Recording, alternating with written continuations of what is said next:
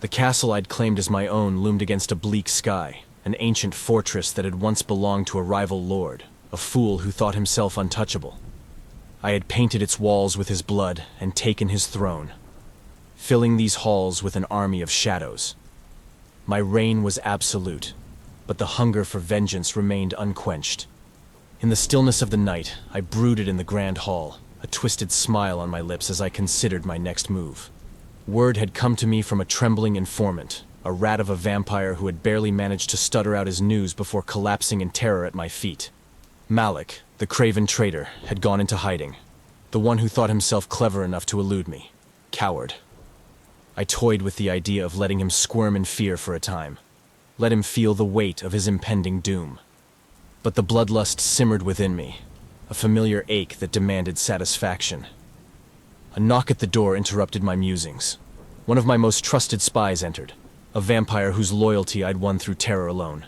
He approached with cautious respect, his head bowed. "My lord," he said, voice low. "Malik has been traced. Rumor says he's gone north, to a remote territory. He's taken a small band of followers, those loyal enough, or fearful enough, to stay at his side." "Fear can be a powerful motivator," I replied, voice dripping with contempt. "But even the fearful are wise to abandon a sinking ship." The spy nodded. "They say he's using powerful wards, crafted by those who specialize in the arts of concealment. He's paid a high price to keep his trail cold." I rose from my seat, the fire inside me flaring. "It won't save him. Let him try his wards, his hiding places, his pathetic allies. I will carve through them all." The spy left with a respectful bow, and I moved to the armory, where my armor awaited me, gleaming and black as midnight. As I donned each piece, my rage grew sharper, my focus clearer. Malik had dared to betray me, dared to believe he could escape me. He would learn how wrong he was. Days passed as I prepared for the hunt, gathering whispers and clues from every dark corner of the kingdom. Each new piece of information painted a picture of Malik's cowardice, his every move another desperate attempt to remain hidden. He had buried himself in wards, bribed mages to cloak his tracks, and surrounded himself with loyal vampires who feared his wrath more than mine. He would learn that no amount of wards or loyal guards could keep him safe from me. Finally, my scouts returned with news. Malik had taken refuge in a forgotten fortress in the northern mountains, a stronghold secluded from the prying eyes of mortals, shielded by a dense forest. The place was abandoned long ago, its walls crumbling, but Malik had fortified it with every ounce of magic he could buy.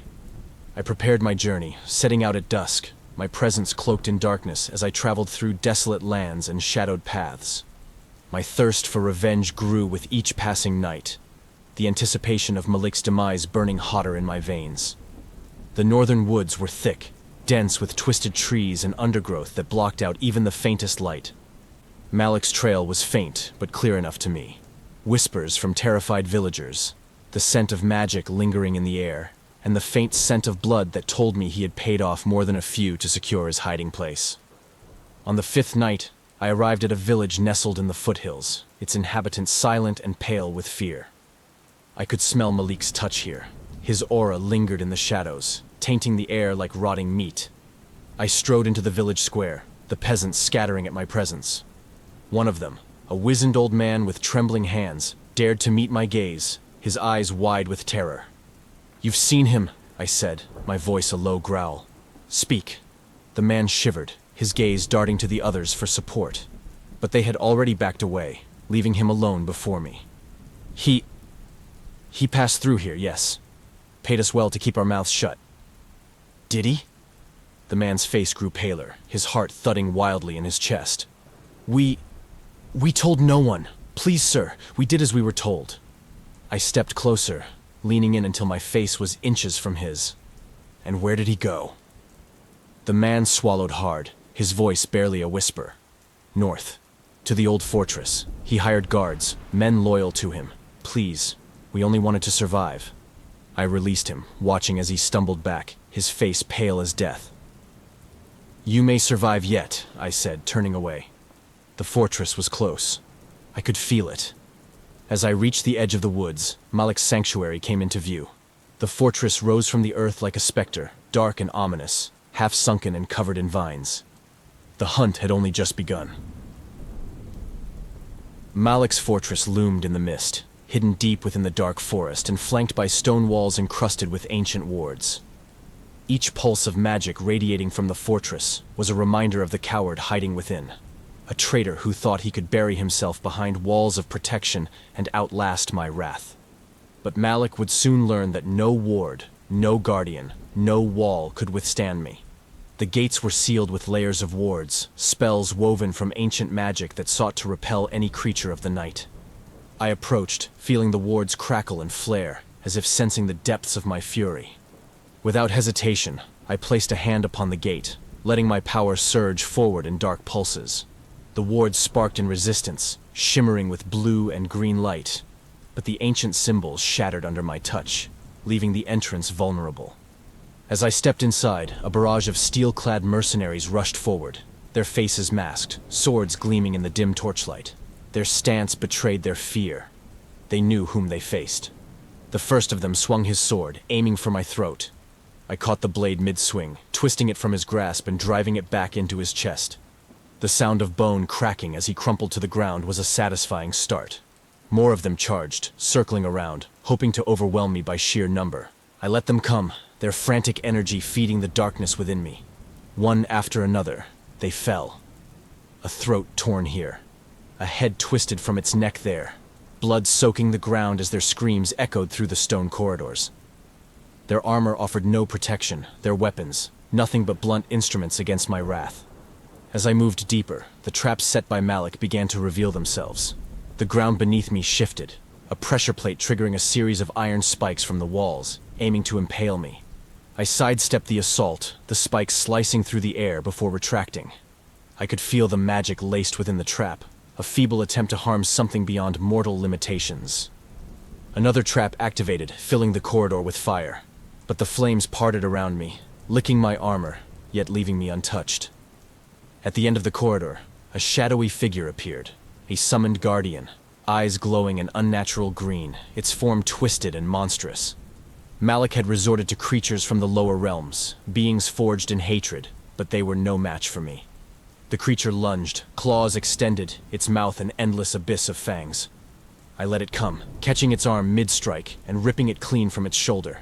Its howl filled the chamber as I drove my hand through its chest, tearing it apart with ruthless efficiency. The beast crumbled to ash in my grasp, leaving nothing but the foul stench of its essence behind. Moving forward, I encountered another set of mercenaries. But these were different, vampires, loyal to Malik, their eyes filled with reluctant determination. They formed a barrier, braced with swords and silver-tipped spears meant to slow my advance. One dared to meet my gaze, his jaw set in defiance. "Stand aside," I commanded, my voice echoing off the stone walls. He shook his head, a silent refusal. I felt a flicker of respect for his loyalty, a loyalty he had chosen poorly. In an instant, I closed the distance, driving my claws into his chest, his expression frozen in horror as I tore his heart from his body and crushed it in my hand. The others attacked, attempting to avenge their fallen comrade, but they too fell. My fangs tore through one's throat, my claws severing another's spine, their bodies reduced to broken forms in the pools of their own blood. The path led me deeper into the fortress, where Malik's true defenses lay in wait. The walls were lined with symbols, glowing faintly in a language older than humanity itself.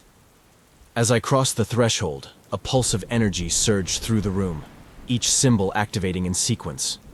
The air thickened, a sense of dread clawing at my mind, but I pressed on. Shadows rose from the floor, their forms twisting into monstrous shapes with claws and fangs, guardians of pure darkness. These shadows clawed at me, their touch cold and searing, but I would not be stopped. I unleashed my own power, summoning darkness to meet darkness, tearing through their spectral forms, rending them apart as they screeched in agony. For every shadow I destroyed, another rose, but I welcomed the challenge. Each kill only strengthened my resolve, each wail a testament to Malik's fear. As the last of the shadows faded, I continued my ascent, reaching another hallway lined with intricate silver traps meant to immobilize any creature of the night. Chains dropped from the ceiling, laced with silver spikes, seeking to bind me. but I shattered them with ease, watching as the metal crumbled in my grasp, its power impotent against my rage.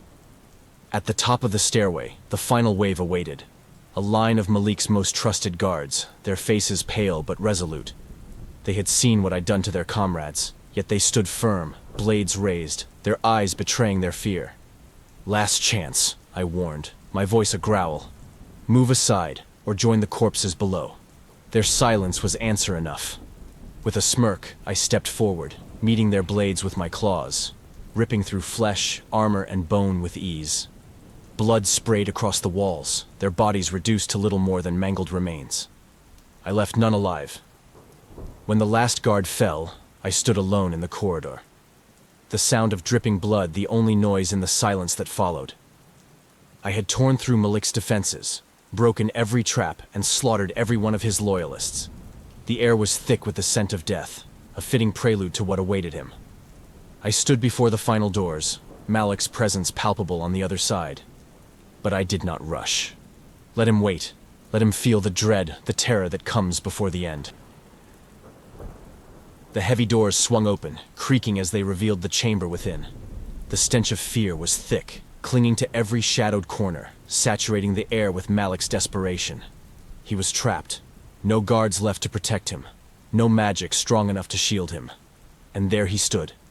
A trembling figure hunched against the far wall, his face pale, his eyes wide with terror as they locked onto mine. For a moment, I simply watched him, savoring the sight of this coward who had once dared to betray me. Malik, once so proud and cunning, reduced to a quivering wretch.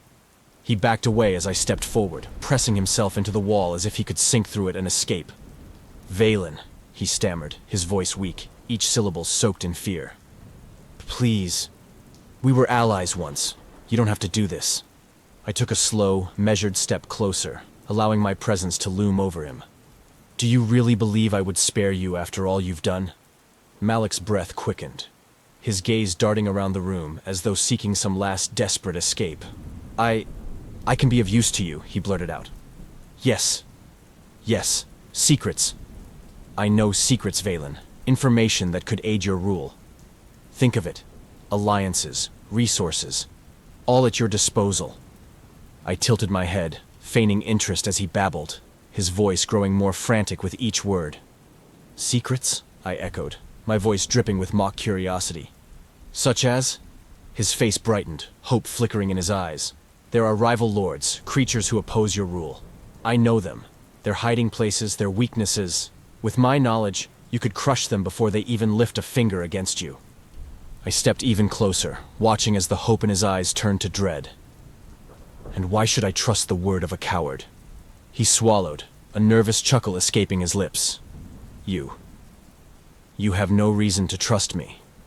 But think of it. A partnership. You and I, side by side, stronger than ever before." I allowed myself a smile, a cold, humorless expression that sent a shudder through him. A partnership? With the one who betrayed me? Malik's face crumbled, his attempts at bravado faltering. It was a mistake. A moment of weakness. I was afraid, Valen. You must understand. Anyone in my position would have done the same. "Fear," I murmured, reaching out to brush a clawed finger along his cheek. He flinched, his breath catching. "You speak of fear as though it justifies betrayal, but you chose your side, Malik." He whimpered, sliding to his knees as he looked up at me, his hands clasped together in a desperate plea. "Please, mercy. I'll do anything. Name it, and it's yours." I leaned down, meeting his terrified gaze. "Anything." He nodded frantically, a tear slipping down his cheek as he whispered, "Yes, anything." "Then tell me," I said, my tone ice. "Where is the sorcerer who cast the spell of my banishment?" Malik's face went pale, the hope fading from his eyes. The sorcerer? Did I stutter? He shook his head, his voice quivering as he whispered, He is hidden. In the eastern mountains, in a temple. Old, forgotten by most. He is protected, surrounded by wards, by dark creatures loyal to him." I held his gaze, feeling the weight of his words sink in. I would find this sorcerer. I would exact my revenge upon him, just as I had upon Malik. Satisfied, I released his collar, watching as he sagged to the floor, his breathing ragged. For a moment, he seemed to think he'd been spared, a faint spark of hope returning to his eyes. Then, I reached down, grabbing his wrist and twisting it until the bones shattered beneath my grip. He screamed, the sound echoing through the chamber as I watched the hope drain from his face. "Did you think I would grant you mercy?" I asked, voice laced with venom. "Your suffering is only beginning." I dug my claws into his other arm, feeling the flesh tear, the bones crack. Blood dripped to the floor, pooling around his knees as he writhed in agony, his pleas turning to screams. Slowly, methodically, I worked my way through each limb, savoring the sound of his bones shattering, his flesh tearing, his blood painting the floor in thick crimson streaks. He whimpered, his voice barely a whisper now, a broken sound that filled the silence between his ragged breaths. "Please, please, Valen. Mercy." "There is no mercy for the cowardly," I whispered, my tone cold and unyielding. With a final deliberate motion, I drove my hand into his chest, feeling his ribs crack as I tore through muscle and bone. His heartbeat faltered beneath my fingers, weak and fluttering, before finally stilling as I ripped his heart from his chest. I held the bloody organ in my hand, watching as the life faded from Malik's eyes. His body crumpled to the floor, lifeless, his blood pooling around him. I let his heart drop, watching as it fell into the crimson pool, sinking into the silence. With Malik dead, my path was clear. The sorcerer awaited, and my vengeance was far from complete.